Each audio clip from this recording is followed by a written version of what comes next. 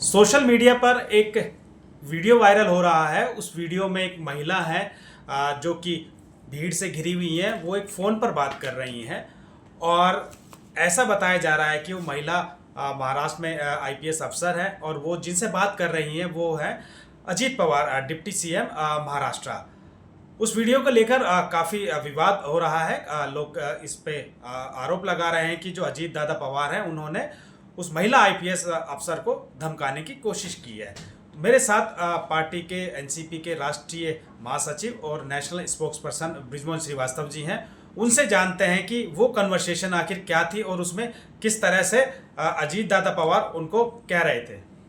देखिए इकरार भाई, ये बात सच है कि वो जो वीडियो आया है वो हकीकत है। उस पर कहीं कोई गलत मतलब कोई गलत वीडियो नहीं है। वो उस वीडियो के मामले में आदरणीय अजीत दादा पवार और आदरणीय प्रफुल्ल पटेल साहब ने भी उसका पूरा मामला स्पष्ट कर दिया है। उसमें उन्होंने यही कहा है कि हमारी मंशा किसी भी अधिकारी को कभी भी कार्य से रोकने की या उसके ऊपर कोई अनावश्यक दबाव डालने की नहीं होती है। ये मुद्दा चूंकि उनके संज्ञान में लाया गया था इसलिए उन्होंने इस पर बात की थी। अब मुद्दा क्या है, ये बात पैदा कहाँ से हुई जी, जो अभी तक सामने नहीं आ पा रही है। मैं आपको ये जो एक गांव है कुर्द गांव, जहाँ पर कि ये प्रोग्राम जहाँ का ये मुद्दा है, वहाँ 15 अगस्त को एक स्कूल में जब प्रोग्राम होता है और उस स्कूल के प्रोग्राम में वहाँ के जो स्थानीय जन नेता हैं वो जिला पंचायत के सदस्य और वहाँ पे जनपद के जो सदस्य हैं वो वहाँ पर उपस्थित होते हैं। वहाँ बच्चे और वहाँ की महिलाएं मांग करती हैं कि ये जो मुख्य सड़क है जिससे आना जाना होता है इसके 7 लाख रुपए इसके निर्माण के लिए आवंटित हो चुके हैं पंचायत को। पंचायत ने इसका ऑर्डर भी कर दिया है। तो इस सड़क को आप लोग बनवाइए क्योंकि यहाँ पर आने जाने से हम लोगों को बहुत परेशानी होती है जी। महिला और बच्चे कीचड़ में सन जाते हैं, गाड़ियाँ निकालना वहाँ पे बहुत मुश्किल होता है। और बड़ी एक इंटरेस्टिंग बात यह है कि ये जो गांव है दुधारू गांव के रूप में जाना जाता है। यहाँ पर जर्सी नस्ल की बहुत सारी गायें हैं और यहाँ के लोग दूध का व्यवसाय करते हैं। तो कैन में भर के वो दूध मोटरसाइकिल से एक जगह से दूसरी जगह लेके जाते हैं। उसमें भी वो लोगों को बहुत नुकसान हो रहा था। कई बार मोटरसाइकिल गिर जाती थी, लोगों को चोट लगती थी, दूध सड़कों पे बहा है। तो इस बात को लेकर वहाँ पे लगातार ये मुद्दा उठाया गया था। ये देखिए, मैं आपको इस एक फोटो के माध्यम से ये भी दिखाता हूँ कि किस प्रकार के वहाँ के हालात थे। ये वहाँ की वो मुख्य सड़क है जी जी, जिसके बारे में ये वाला मुद्दा सामने आया है। आप देखिए इसमें स्पष्ट है कि बच्चे आ रहे हैं जा रहे हैं। जी जी। अब यहाँ पे आप देखिए कि ये जो गाड़ियाँ हैं जो बच्चों की स्कूल ले जाने वाली गाड़ियाँ हैं वो किस प्रकार से धसी हुई हैं जी, है ना। इसमें आप देखिएगा कि जो रजिस्ट्रेशन नंबर है MH45 ये शोलापुर का ही है और ये इसका क्लोजअप है जिससे कि कल को कोई ये ना कहे कि ये कहीं और का फोटो है। ये वहाँ के हालात थे। इन हालात को लेकर वहाँ के लोगों ने फिर ये तय किया कि क्यों ना हम अभी इस सड़क के ऊपर, चूँकि बरसात बहुत है, पानी बहुत भरा हुआ है, अभी सड़क का निर्माण नहीं हो सकता, लेकिन यहाँ पर हम सड़क के किनारे पे जो मुरहम पड़ी हुई है उसी को इस पर बिछा दें जिससे कम से कम लोगों का आना जाना संभव हो पाए। मुहर्रम मतलब मिट्टी जी। तो वहाँ पर सारे लोग थे, वहाँ गांव के सारे लोग थे। जिस व्यक्ति को ये ठेका मिला है काम करने का वो भी था और उसके साथ डंपर भी था और सारे गांव के महिला पुरुष और सारे लोग थे। इसी बीच में होता ये कि वहाँ पर ये जो अभी अधिकारी हैं, पुलिस अधिकारी सुश्री अंजलि कृष्णा जी, इनको कहीं से कोई टेलीफोन लगा के ये बोलता है कि आप वहाँ पे गैर माइनिंग हो रही है और वहाँ पर आप जाके इसको रुकवाइए। वो दूसरी पंचायत के लोगों को लेकर वहाँ पर पहुँचती है। ना तो उनके साथ वहाँ पे रेवेन्यू का कोई अधिकारी है उस क्षेत्र का, ना कोई और है। जब ये वहाँ पहुँचती है तो बोलती है काम रोक दिया जाए। तो गांव के लोगों ने, पंचायत के लोगों ने उनको ये सारी बातें बताई कि ऑलरेडी ये काम स्वीकृत है, ये ठेकेदार है और ये 7 लाख रुपए इसके लिए स्वीकृत हुए हैं। यहाँ की ये परेशानी है, अभी हम अस्थायी रूप से ये काम कर रहे हैं, इस पर मिट्टी डालेंगे जिससे कि कम से कम लोगों का आना जाना आसान हो पाए। लेकिन ये जो अधिकारी थी ये अपनी बात पे अड़ गई जी। इन्होंने वहाँ के लोगों की बात को सुनने से इनकार कर दिया जी। साथ ही साथ इनके साथ जिनका एक बॉडीगार्ड आया था वो रिवॉल्वर लेकर भी लोगों को धमकाने लगा और इन्होंने खुद ने ये इंस्ट्रक्शन दिया अपने उस बॉडीगार्ड को कि आप इसका पूरा वीडियो बनाइए। अब वीडियो बनता है उसका और उसके बाद जब ये बात सुनने को तैयार नहीं होती हैं तो गाँव के लोग आदरणीय अजीत दादा पवार को टेलीफोन लगाते हैं जी। क्योंकि अजीत दादा पवार एक महाराष्ट्र के बहुत ही लोकप्रिय नेता और लोगों को ये विश्वास है कि जनहित का कोई भी मुद्दा यदि उनके संज्ञान में लाया जाएगा तो वो त्वरित कार्रवाई करेंगे। जब उनके नोटिस में बात लाई जाती है तो वो तत्काल इनको बोलते हैं कि आप एक काम करिए, अभी इस काम को रोक दीजिए और तहसीलदार जी को बोलिए कि वो मुझसे बात कर लें। उसके पीछे कारण क्या था कि रेवेन्यू के अंदर ही माइनिंग का जो काम है, या तो माइनिंग इंस्पेक्टर रोक सकता है, माइनिंग डिपार्टमेंट का कोई आदमी रोक सकता है, या तहसील का कोई व्यक्ति रोक सकता है। तो उन्होंने विधिवत तरीके से कहा कि आप तहसीलदार को बोलिए कि वो मुझसे बात कर ले, जब तक आप काम रोक दीजिए, जब तक कि तहसीलदार से मेरी बात नहीं हो जाती है। लेकिन कन्वर्सेशन में ऐसा बताया जा रहा है कि अजीत दादा पवार जो डिप्टी सीएम है वो एक तरह से धमका रहे हैं उस अधिकारी को। तो ये जो है, इसके पीछे का क्या है कि उनको जो नहीं, एक्चुअली ये धमकाना नहीं है। देखिए एक बात समझिएगा, अगर किसी प्रदेश का मुख्यमंत्री या किसी प्रदेश का उप मुख्यमंत्री या मंत्री अपने ही सरकार के अंतर्गत कार्य करने वाले अधिकारियों को अगर कोई निर्देश नहीं दे सकता तो फिर आप समझ लीजिए कि फिर अधिकारियों को निर्देश कौन देगा। अधिकारियों को तो निर्देश देने का काम मंत्रियों का ही है ना, मुख्यमंत्री का है, डिप्टी चीफ मिनिस्टर का है। तो उन्होंने डिप्टी चीफ मिनिस्टर के नाते उन्होंने उनको इंस्ट्रक्शन दिए हैं। लेकिन इसको अब धमकी इसलिए माना जा रहा है कि ऐसा लगता है कि अगर ये बात हम कहेंगे तो जो गलती हम उस अधिकारी ने की है वो उसके आड़ में अपनी गलतियों को छुपा लेगी, इतनी सी बात है। लेकिन अंततोगत्वा इस पे गलती उन्हीं की है। अगर उन्होंने वहाँ पर अनावश्यक रूप से हस्तक्षेप ना किया होता, गांव वालों की समस्या को समझा होता, सारे गांव के लोग जब निवेदन कर रहे थे वहाँ पे जनप्रतिनिधि भी खड़े हुए थे, पार्टियों के भी लोग थे, अगर उन लोगों की बातें उन्होंने मानी होती तो मैं सोचता हूँ इतना विवाद होता ही नहीं।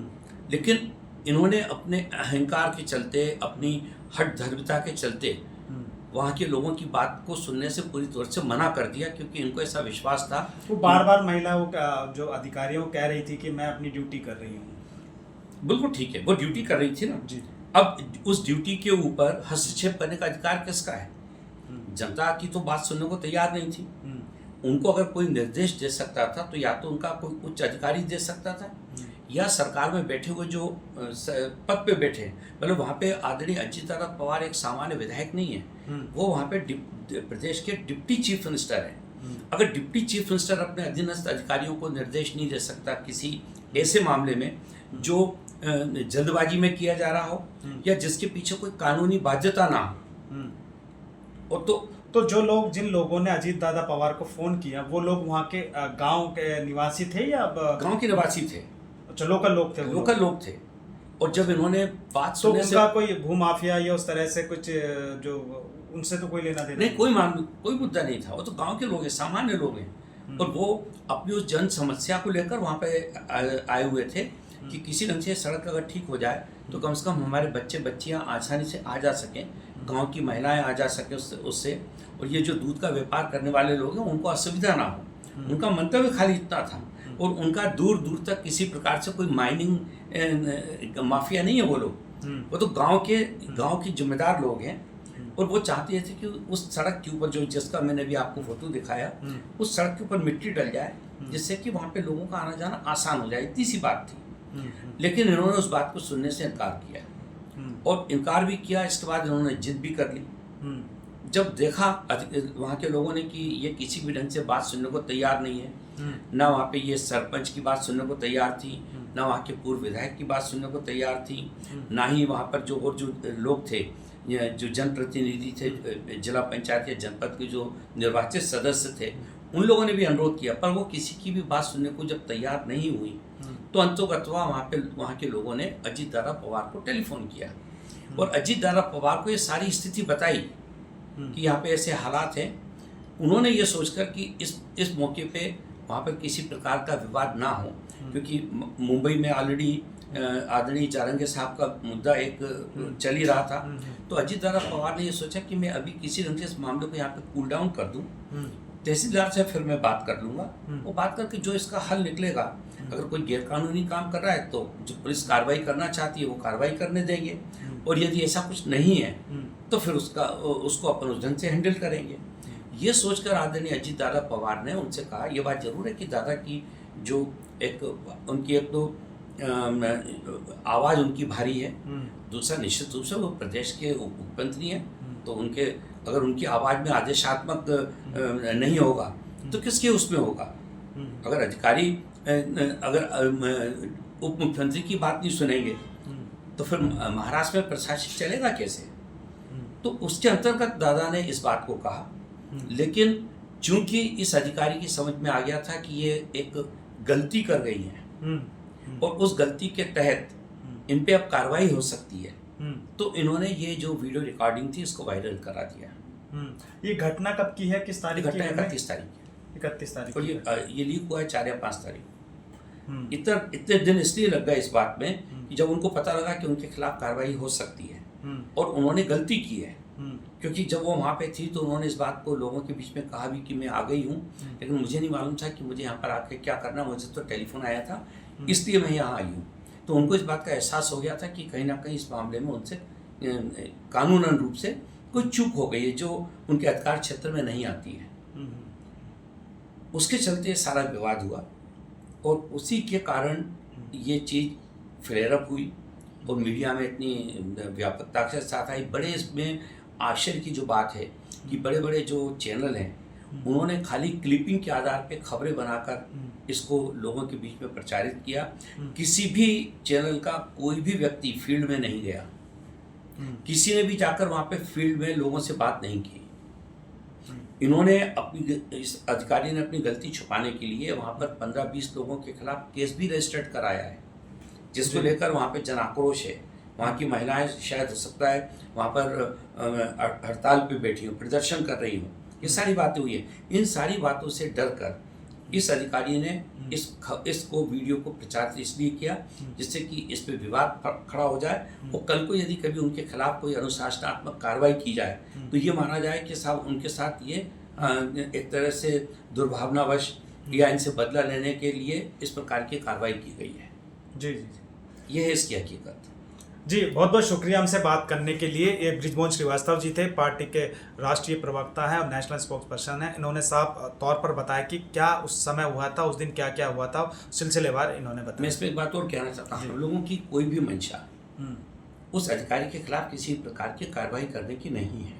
हम लोग जान रहे हैं कि वो अभी हाल में नियुक्त हुई है, एक नई और ऊर्जा से भरी हुई पुलिस अधिकारी हैं। वहाँ के स्थानीय जो पुराने लोग जो हैं रेवेन्यू से और माइनिंग से जुड़े हुए, उन्होंने इनकी उस कम जानकारी होने का लाभ उठाकर इस ढंग की हरकत उनके माध्यम से कराई है। हम लोग इस बात को जानते हैं, वहाँ के लोगों को भी हम लोगों ने समझाया है कि ये जो घटना घटी है इसको ज़्यादा अनावश्यक तूल देने की ज़रूरत नहीं है। एक अच्छी अधिकारी हैं और उनको हम काम करने का हमको मौका देना चाहिए। जी बहुत बहुत शुक्रिया।